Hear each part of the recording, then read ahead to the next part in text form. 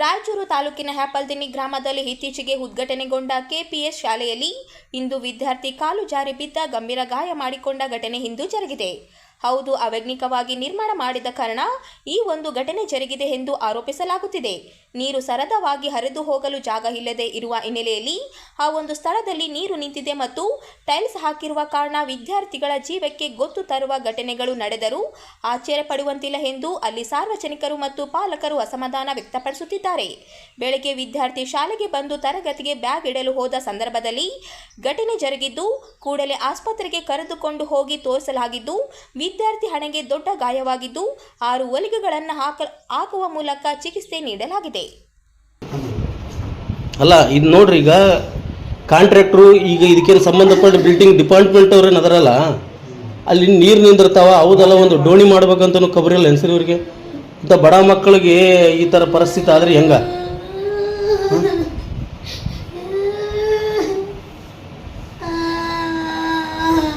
ಅಳಬೇಡ ಅಲ್ಲ, ನೀರು ಎಲ್ಲ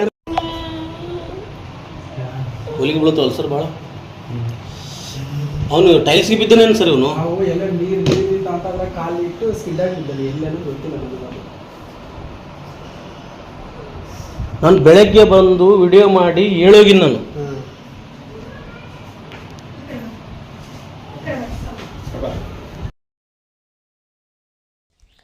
ರಾಯಚೂರು ಮಹಾನಗರ ಪಾಲಿಕೆ ವ್ಯಾಪ್ತಿಯ ವಾರ್ಡ್ ಸಂಖ್ಯೆ 33ರ ಪೋತ್ಗಲ್ ಸ್ಲಂನಲ್ಲಿ ಮೂಲಭೂತ ಸೌಲಭ್ಯಗಳ ಕೊರತೆಯಿಂದ ನಿವಾಸಿಗಳು ತೀವ್ರ ಆಕ್ರೋಶ ವ್ಯಕ್ತಪಡಿಸಿದ್ದಾರೆ. ಸಮಸ್ಯೆಗಳಿಗೆ ಶಾಶ್ವತ ಪರಿಹಾರ ಕಲ್ಪಿಸುವಂತೆ ಮಹಾನಗರ ಪಾಲಿಕೆಗೆ ಮನವಿ ಸಲ್ಲಿಸಿದ್ದಾರೆ. ಪೋತ್ಗಲ್ ಸ್ಲಂನಲ್ಲಿ ಶುದ್ಧ ಕುಡಿಯುವ ನೀರು, ಬೀದಿ ದೀಪ ಹಾಗೂ ಒಳಚರಂಡಿ ವ್ಯವಸ್ಥೆಯ ಕೊರತೆಯಿಂದ ಸಾರ್ವಜನಿಕರು ಸಂಕಷ್ಟ ಅನುಭವಿಸುತ್ತಿದ್ದಾರೆ. ನಲ್ಲಿಗಳಲ್ಲಿ ಕಲುಷಿತ ನೀರು ಬರುತ್ತಿರುವುದರಿಂದ ಜನರು ವಿವಿಧ ಕಾಯಿಲೆಗಳಿಗೆ ತುತ್ತಾಗುತ್ತಿದ್ದಾರೆ ಎಂದು ನಿವಾಸಿಗಳು ಆರೋಪಿಸಿದ್ದಾರೆ. ರಾತ್ರಿ ವೇಳೆ ಬೀದಿ ದೀಪಗಳು ಇಲ್ಲದ ಕಾರಣ ಸಂಚಾರಕ್ಕೂ ತೊಂದರೆಯಾಗುತ್ತಿದ್ದು, ಒಳಚರಂಡಿಗಳು ಹೂಳಿನಿಂದ ತುಂಬಿ ಕೊಳಚೆ ನೀರು ರಸ್ತೆ ಮೇಲೆ ಹರಿಯುತ್ತಿದೆ ಎಂದು ದೂರಿದ್ದಾರೆ. ಕುಡಿಯುವ ನೀರಿಗಾಗಿ 1-2 ಕಿಲೋಮೀಟರ್ ದೂರ ಹೋಗಬೇಕಾದ ಪರಿಸ್ಥಿತಿ ನಿರ್ಮಾಣವಾಗಿದೆ ಎಂದಿದ್ದಾರೆ. ಸ್ಲಂನ ಐಮಾಸ್ಟ್ ದೀಪ ಹಲವು ತಿಂಗಳುಗಳಿಂದ ಕೆಟ್ಟು ನಿಂತಿದ್ದು, ಪದೇ ಪದೇ ಮನವಿ ಸಲ್ಲಿಸಿದರೂ ಅಧಿಕಾರಿಗಳು ಸ್ಪಂದಿಸಿಲ್ಲ ಎಂದು ಆರೋಪಿಸಿದ್ದಾರೆ. ಸಂಬಂಧಪಟ್ಟ ಅಧಿಕಾರಿಗಳು ತಕ್ಷಣ ಸ್ಥಳಕ್ಕೆ ಭೇಟಿ ನೀಡಿ ಕುಡಿಯುವ ನೀರು, ಬೀದಿ ದೀಪ, ಒಳಚರಂಡಿ ಸೇರಿದಂತೆ ಅಗತ್ಯ ಮೂಲ ಸೌಕರ್ಯಗಳನ್ನು ಕಲ್ಪಿಸಬೇಕು. ಜೊತೆಗೆ ಸಂಪರ್ಕ ರಸ್ತೆಗಳ ಬದಿಯ ಗಿಡಗಂಟುಗಳನ್ನು ತೆರವುಗೊಳಿಸುವಂತೆ ನಿವಾಸಿಗಳು ಒತ್ತಾಯಿಸಿದ್ದಾರೆ. ಮೇಲ್ಕಣಿಸಿದ ವಿಷಯಕ್ಕೆ ಸಂಬಂಧಿಸಿದಂತೆ ಕೆಳಗೆ ಸಹಿ ಮಾಡಿದ ನಾವುಗಳು ರಾಯಚೂರು ಮಹಾನಗರ ಪಾಲಿಕೆ ವ್ಯಾಪ್ತಿಯ ವಾರ್ಡ್ ನಂಬರ್ 33 ಪೋತ್ಗಲ್ ಸ್ಲಂನಲ್ಲಿ ಕಳೆದ ಸುಮಾರು ವರ್ಷಗಳಿಂದ ಬೀದಿ ದೀಪ, ಒಳಚರಂಡಿ ಸೌಲಭ್ಯ ಹಾಗೂ ಶುದ್ಧ ಕುಡಿಯುವ ನೀರಿನ ಸಮಸ್ಯೆಯಿಂದ ಬಳಲುತ್ತಿದ್ದೇವೆ. ಈ ಕುರಿತಂತೆ ಅನೇಕ ಬಾರಿ ಸಂಬಂಧಪಟ್ಟ ಅಧಿಕಾರಿಗಳಿಗೆ ಗಮನಕ್ಕೆ ತಂದು ಮೌಖಿಕವಾಗಿ ಹಾಗೂ ಲಿಖಿತ ರೂಪದಲ್ಲಿ ಮನವಿಗಳನ್ನು ಸಲ್ಲಿಸಿದರೂ ಸಹ ಈವರೆಗೂ ಕ್ರಮ ಕೈಗೊಳ್ಳುವಲ್ಲಿ ವಿಫಲರಾಗಿದ್ದಾರೆ. ಸ್ಲಂನಲ್ಲಿ ಶುದ್ಧ ಕುಡಿಯುವ ನೀರು ದೊರೆಯದ ಹಿನ್ನೆಲೆಯಲ್ಲಿ ನಲ್ಲುಗಳಲ್ಲಿ ಬರುವ ಕಲುಷಿತ ನೀರನ್ನು ಸೇವಿಸಿ ಗ್ರಾಮದ ಅನೇಕ ಸಾರ್ವಜನಿಕರಲ್ಲಿ ವಿವಿಧ ರೀತಿಯ ಚರ್ಮ ರೋಗಗಳು ಸೇರಿದಂತೆ ಇನ್ನಿತರ ಭಯಾನಕ ಕಾಯಿಲೆಗಳಿಂದ ಬಳಲುತ್ತಿದ್ದಾರೆ. ಹಾಗೆಯೇ ರಾತ್ರಿ ವೇಳೆಯಲ್ಲಿ ಗ್ರಾಮದ ಸಂಚರಿಸಲು ಬೀದಿ ದೀಪಗಳ ಸೌಲಭ್ಯವಿಲ್ಲದೆ ಸಾರ್ವಜನಿಕರು ಪರದಾಡುವಂತಹ ಪರಿಸ್ಥಿತಿ ಉಂಟಾಗಿದೆ. ಹಾಗೆಯೇ ಒಳಚರಂಡಿ ಸೌಲಭ್ಯವಿಲ್ಲದೆ ಚರಂಡಿಯ ತುಂಬೆಲ್ಲ ಒಳೆ ತುಂಬಿಕೊಂಡು ಹೊಲಸು ನೀರು ರಸ್ತೆಯ ಮೇಲೆಲ್ಲ ಬರುವುದರಿಂದ ಈ ರಸ್ತೆಯ ಮಾರ್ಗವನ್ನು ಅವಲಂಬಿಸಿರುವ ಗ್ರಾಮಸ್ಥರು, ವಯೋವೃದ್ಧರು, ಗರ್ಭಿಣಿಯರು, ಮಹಿಳೆಯರು, ಶಾಲಾ ವಿದ್ಯಾರ್ಥಿಗಳು ತೀವ್ರ ತೊಂದರೆ ಅನುಭವಿಸುತ್ತಿದ್ದಾರೆ. ಮುಂದುವರೆದ ಸ್ಲಂನಲ್ಲಿ ಶುದ್ಧ ಕುಡಿಯುವ ನೀರಿನ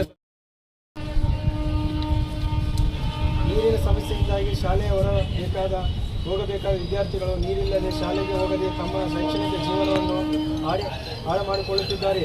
ಹಾಗೆಯೇ ಕೂಲಿ ಕೆಲಸಕ್ಕೆ ಹೋಗಬೇಕಾದ ಕೂಲಿಕಾರರು ಜೀವನವು ಅಧೋಗತಿಗೆ ಬಂದು ತಲುಪಿದೆ.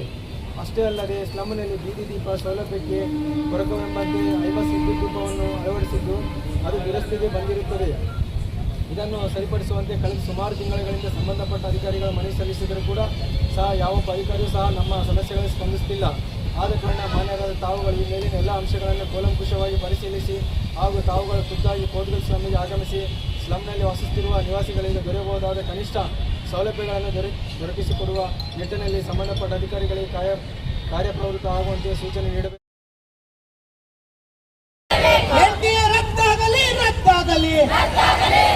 ಜಂತರ್ ಮಂತರ್ನಲ್ಲಿ ಉಪವಾಸ ನಿರತ ಸೋನಂ ವಾಂಗ್ಲಗುಚ್ಚಕ್ ಅವರನ್ನು ಬಲವಂತವಾಗಿ ಎಳೆದುಕೊಂಡು ಹೋಗಿರುವ ಕೇಂದ್ರ ಸರ್ಕಾರ ಹಾಗೂ ಪೊಲೀಸರ ಕ್ರಮವನ್ನು ಅತ್ಯುಗ್ರಹವಾಗಿ ಖಂಡಿಸಿ ಕೂಡಲೇ ಪ್ರಜಾತಾಂತ್ರಿಕ ಸಂವಾದ ಆರಂಭಿಸಬೇಕೆಂದು ಆಗ್ರಹಿಸಿ ಮತ್ತು ಪಾರ್ಲಿಮೆಂಟ್ ಚಲೋ ಹೋರಾಟವನ್ನು ನೇತೃತ್ವದಲ್ಲಿ ಇಂದು ನಗರದ ಭಗತ್ ಸಿಂಗ್ ವೃತ್ತದಲ್ಲಿ ಬೃಹತ್ ಪ್ರತಿಭಟನೆ ಮಾಡಲಾಯಿತು.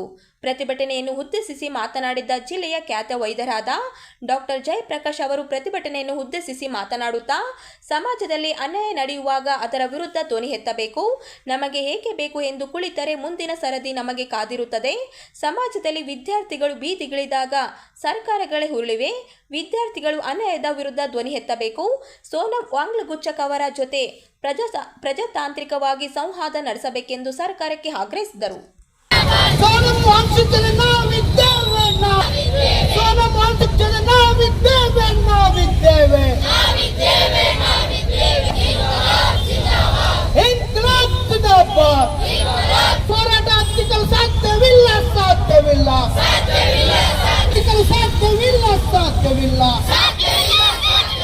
ಇನ್ಕ್ಲಾಬ್ ಜಿಂದಾಬಾದ್. ನೀಡಲೇಬೇಕು. ಇವಾಗೇನು ಆಲ್ರೆಡಿ ನೋಡ್ತಿದ್ರೆ ನೀವು, ಕಳೆದ 3-4 ವರ್ಷಗಳಿಂದ ಕಂಟಿನ್ಯೂಸ್ ಆಗಿ ಪೇಪರ್ ಲೀಕ್ ಆಗ್ತಾ ಇದೆ.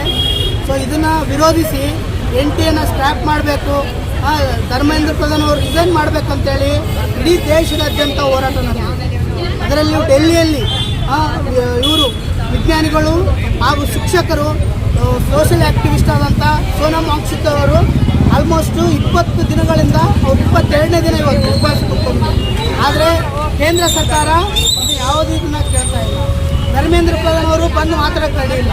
ಒಬ್ಬ ಆಫೀಸರ್ಗಳನ್ನ ಕಳಿಸ್ತಾ ಇಲ್ಲ. ಇದು ಏನಿದು ಸರ್ವಾಧಿಕಾರಿ ಧೋರಣೆ ಇದೆ.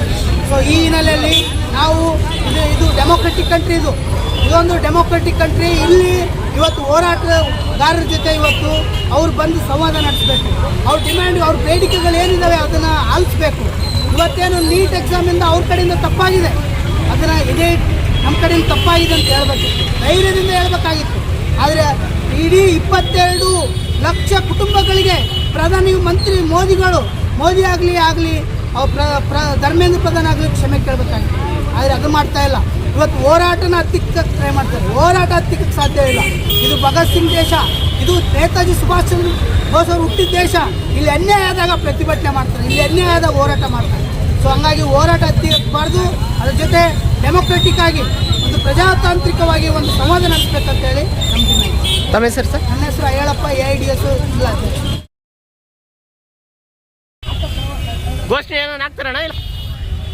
ರಾಯಚೂರು ಜಿಲ್ಲೆಯ ಸಿಂಧನೂರು ತಾಲೂಕಿನ ತಿಡಿಗೋಳ ಗ್ರಾಮದಲ್ಲಿ ದಲಿತ ಯುವಕನ ಮೇಲೆ ಹಲ್ಲೆ, ಜಾತಿ ನಿಂದನೆ ಹಾಗೂ ಕೊಲೆ ಯತ್ನ ನಡೆಸಿರುವುದಾಗಿ ಆರೋಪಿಸಿ ಆರೋಪಿಗಳನ್ನು ಕೂಡಲೇ ಬಂಧಿಸಬೇಕೆಂದು ಕರ್ನಾಟಕ ದಲಿತ ಸಂಘರ್ಷ ಸಮಿತಿ ಒತ್ತಾಯಿಸಿದೆ.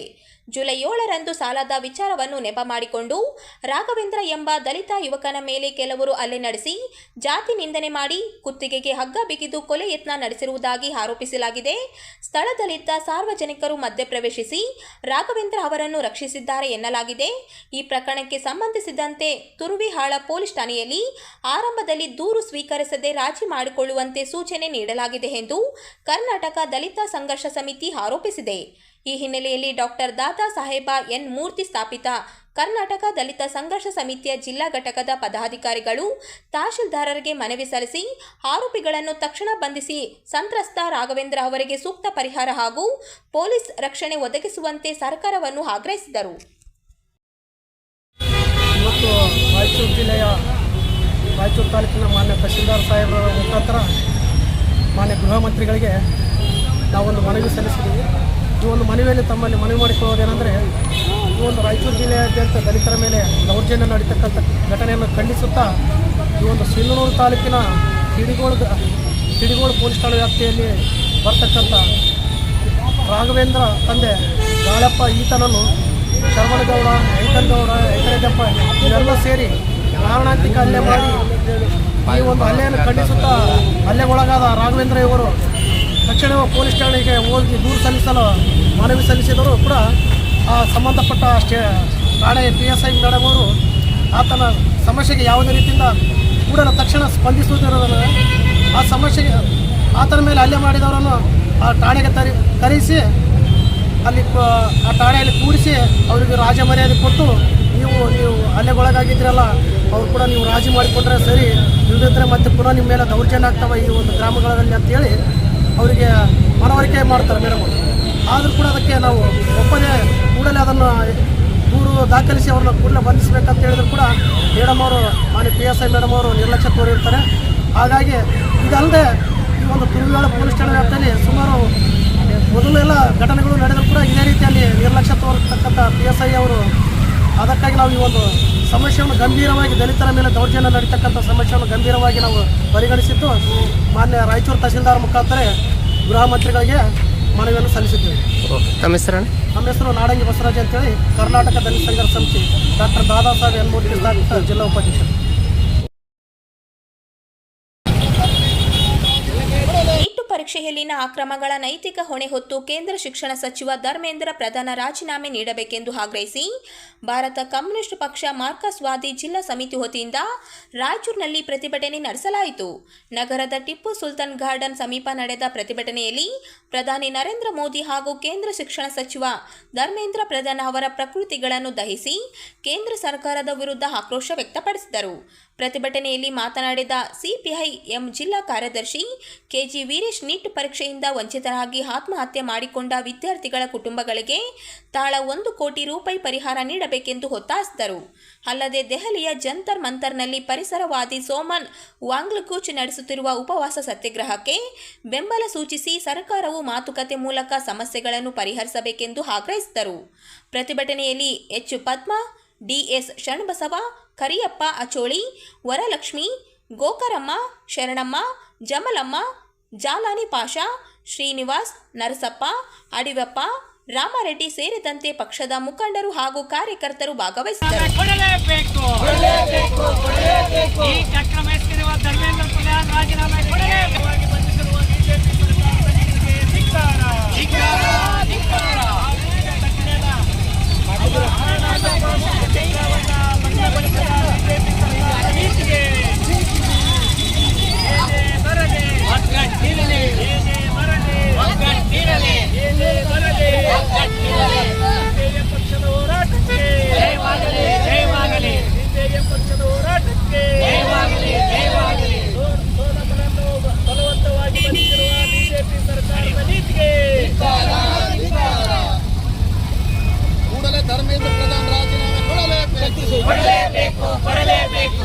ಪರೀಕ್ಷೆಯಲ್ಲಿ ಅಕ್ರಮಿಸಿರುವ ಧರ್ಮೇಂದ್ರ ಪ್ರಧಾನ್ ರಾಜೀನಾಮೆ ಕೊಡಲೇಬೇಕು. ಫೋಟೋ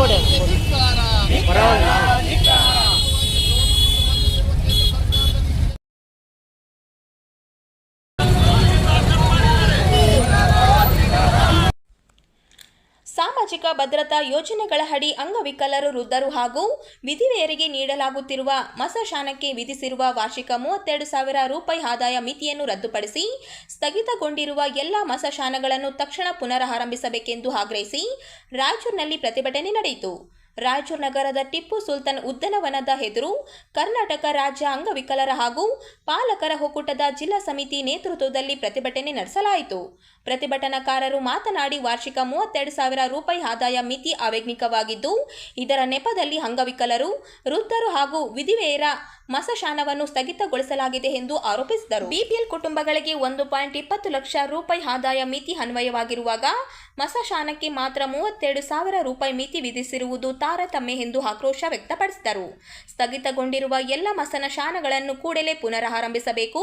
ಜೊತೆಗೆ 40% 74% ಅಂಗವೈಕಲ್ಯ ಹೊಂದಿರುವವರಿಗೆ ತಿಂಗಳಿಗೆ 3,000 ರೂಪಾಯಿ ಹಾಗೂ 75% ಹೆಚ್ಚು ಅಂಗವೈಕಲ್ಯ ಹೊಂದಿರುವವರಿಗೆ 5,000 ರೂಪಾಯಿ ಜೀವನ ಭತ್ಯೆ ನೀಡಬೇಕೆಂದು ಸರ್ಕಾರವನ್ನು ಒತ್ತಾಯಿಸಿದರು.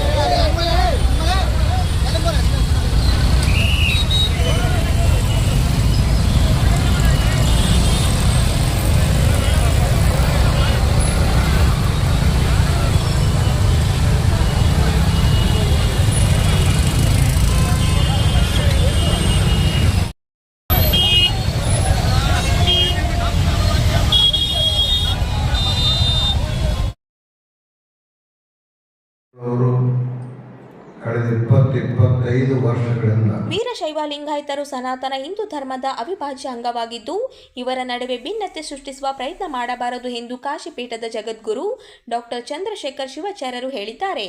ಲಿಂಗಸ್ಕೂರಿನಲ್ಲಿ ಅವರು ನೀಡಿದ ಹೇಳಿಕೆ ಇದೀಗ ಗಮನ ಸೆಳೆದಿದೆ. ಲಿಂಗಸ್ಕೂರು ಪಟ್ಟಣದ ಪತ್ರಿಕಾ ಭವನಕ್ಕೆ ಭೇಟಿ ನೀಡಿದ ಕಾಶಿಪೀಠದ ಜಗದ್ಗುರು ಡಾಕ್ಟರ್ ಚಂದ್ರಶೇಖರ್ ಶಿವಾಚಾರ್ಯರು ವೀರಶೈವ ಲಿಂಗಾಯತರು ಸನಾತನ ಹಿಂದೂ ಧರ್ಮದ ಅವಿಭಾಜ್ಯ ಅಂಗ ಎಂದು ಸ್ಪಷ್ಟಪಡಿಸಿದರು. ವೀರಶೈವ ಲಿಂಗಾಯತರು ಹಿಂದೂಗಳಲ್ಲ ಎಂಬ ಗೊಂದಲ ಮೂಡಿಸುವ ಪ್ರಯತ್ನ ಯಾರೂ ಮಾಡಬಾರದು. ಅನಾದಿ ಕಾಲದಿಂದಲೂ ವೀರಶೈವ ಲಿಂಗಾಯತರು ಹಿಂದೂ ಸಂಪ್ರದಾಯವನ್ನು ಅನುಸರಿಸಿಕೊಂಡು ಬಂದಿದ್ದಾರೆ ಎಂದು ಹೇಳಿದರು. ಹಣೆಗೆ ಹಚ್ಚುವ ಭಸ್ಮ, ಧರಿಸುವ ರುದ್ರಾಕ್ಷ ಹಾಗೂ ಇಷ್ಟಲಿಂಗ ಪೂಜೆ ಸೇರಿದಂತೆ ಎಲ್ಲ ಧಾರ್ಮಿಕ ಆಚರಣೆಗಳು ಹಿಂದೂ ಸಂಸ್ಕೃತಿಯ ಭಾಗವಾಗಿವೆ.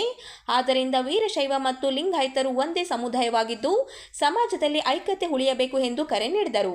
ಕಳೆದ 50 ವರ್ಷಗಳಿಂದ ಸಿದ್ಧಾಂತ ಶಿಖಾಮಣಿ ಧರ್ಮ ಗ್ರಂಥದ ಬೋಧನೆ ನಡೆಸುತ್ತಿದ್ದು ಕಳೆದ 25 ವರ್ಷಗಳಿಂದ ದೇಶಾದ್ಯಂತ ಸಂಚರಿಸಿ ಧರ್ಮ ಮತ್ತು ಸಂಸ್ಕಾರ ಜಾಗೃತಿ ಮೂಡಿಸುವ ಕಾರ್ಯ ಮಾಡುತ್ತಿದ್ದೇವೆ ಎಂದು ಜಗದ್ಗುರು ತಿಳಿಸಿದರು. ಈ ಸಂದರ್ಭದಲ್ಲಿ ವಿವಿಧ ಶಾಖಾ ಮಠಗಳ ಶಿವಾಚಾರ್ಯರು ಹಾಗೂ ಸಮಾಜದ ಮುಖಂಡರು ಉಪಸ್ಥಿತರಿದ್ದರು. ಇದು ಯುಗ ಯುಗದ ಪರಂಪರೆಯಿಂದ ಬಂದಿರತಕ್ಕಂಥ ಧರ್ಮ. ಅದಕ್ಕೆ ಧರ್ಮವನ್ನು ಸ್ಥಾಪನೆ ಮಾಡಿರ್ತಕ್ಕಂತಹ ಜಗದ್ಗುರು ಪಂಚಾಚಾರ್ಯರು ಪ್ರತಿಯೊಂದು ಯುಗದಲ್ಲಿ ಅವತಾರವನ್ನು ತಾಳಿ ಕೃತಯುಗದಲ್ಲಿ ದೇವತೆಗಳಿಗೆ ಸಂಸ್ಕಾರವನ್ನು ಕೊಟ್ಟಿದ್ದಾರೆ. ಕೆಲವರಿಗೆ ಪ್ರಶ್ನೆ ಬರೋದು, ದೇವರಿಗೆ ಹೆಂಗೆ ಅವ್ರು ಗುರುಗಳಾಕಾರ ಅಂತ ತಿಳ್ಕೊಂಡು, ಇದೇ ನಿಮ್ಮ ದೇವರ ಭೂಪುರದ ಸ್ವಾಮಿಗಳಿಗೆ ಇವರು ದೇವರಿಗೆ ಗುರುಗಳು ಅಂತ ಕೇಳ್ಕೊಂಬರ್ತಾರೆ. ಅಂದ್ರೆ ಅಮರೇಶ್ವರನಿಗೆ ಗುರುಗಳು ಅಂದರೆ ಗುರು ದೇವರಿಗೆ ಗುರುಗಳವುದು, ಶರಣರಿಗೆ ಗುರುಗಳವುದು, ಆರುದರಿಗೆ ಗುರುಗಳವುದು, ಭಕ್ತರುಗಳು ಅಂತ ತಿಳ್ಕೊಂಬರ್ತೀವಲ್ಲ. ಅದಕ್ಕೆ ಪಂಚಪೀಠಗಳ ಪರಮಾಚಾರ್ಯರು, ಅವರ ಶಾಖಾ ಮಠದ ಶಿವಾಚಾರ್ಯರು, ಅವರ ದೇವತೆಗಳು ಗುರುಗಳು ಹೌದು, ಯಕ್ಷ ರಾಕ್ಷಸರ ಗುರುಗಳು ಹೌದು, ಋಷಿ ಮುನಿಗಳು ಕೂಡ ಗುರುಗಳು ಹೌದು, ರಾಜರಿಗೂ ಗುರುಗಳು ಹೌದು, ಜನಸಾಮಾನ್ಯರಿಗೂ ಕೂಡ ಅವರು ಗುರುಗಳಾಗಿದ್ದಾರೆ.